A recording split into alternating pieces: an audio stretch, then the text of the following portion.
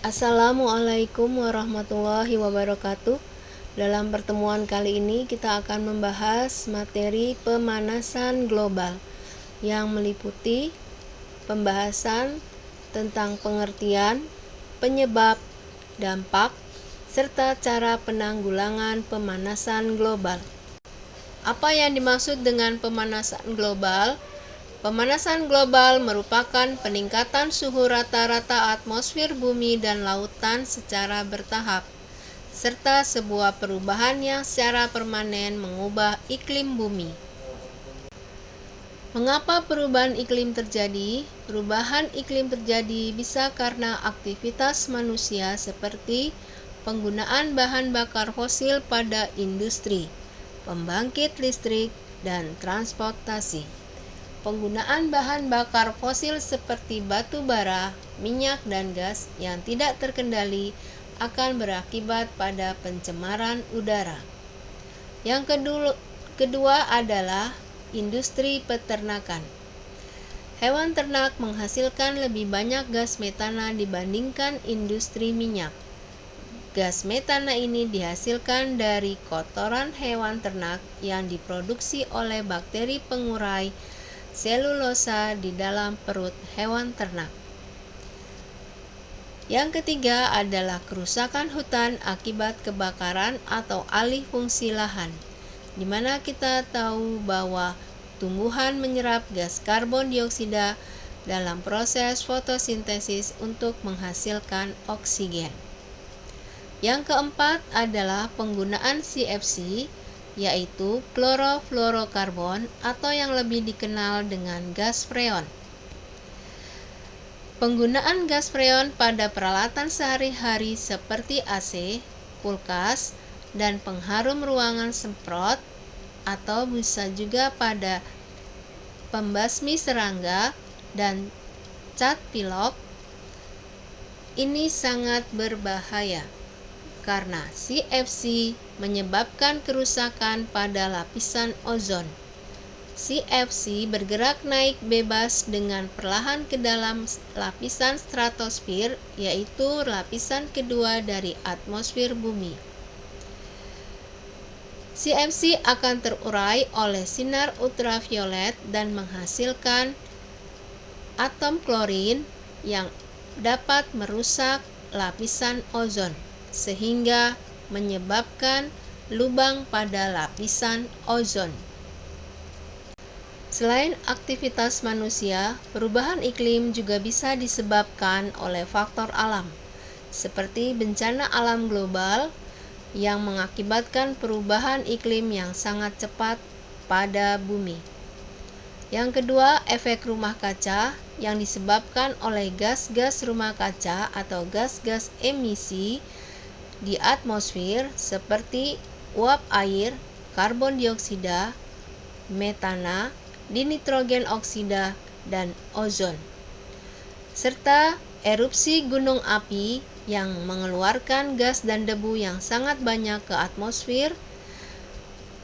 Ini akan menghalangi cahaya matahari sehingga bumi menjadi dingin, sedangkan gas-gas yang menyertainya dapat bertahan cukup lama di atmosfer sehingga berpengaruh pada perubahan iklim. Seperti kita ketahui, salah satu penyebab terjadinya pemanasan global adalah efek rumah kaca.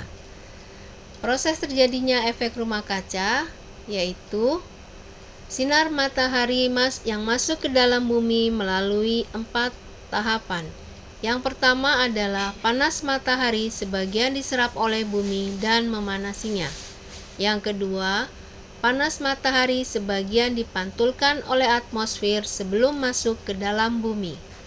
Yang ketiga, panas matahari yang masuk ke dalam bumi akan dipantulkan kembali oleh bumi dan diteruskan oleh atmosfer.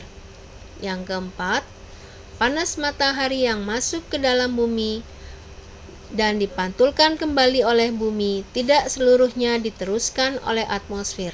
Sebagian tertahan oleh gas efek rumah kaca sehingga menahan panas keluar dari atmosfer yang berakibat suhu bumi makin panas.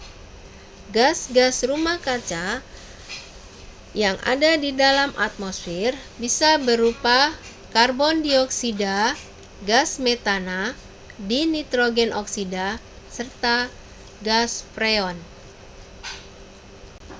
Apakah dampak dari perubahan iklim?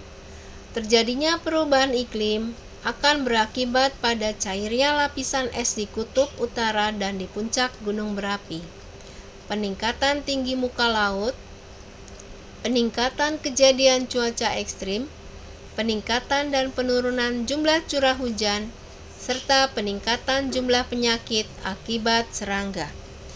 Selain ini juga dapat meningkatkan temperatur bumi secara terus-menerus dan hilangnya terumbu karang karena kenaikan suhu dan pengasaman laut. Musim menjadi tidak menentu, terutama pada wilayah khatulistiwa. Siklus hidup tumbuhan dan migrasi hewan menjadi berubah. Penipisan lapisan ozon, suhu laut menjadi semakin hangat sehingga sebagian besar ekosistem laut sangat rentan dan mudah punah. Lalu bagaimanakah mencegah terjadinya perubahan iklim?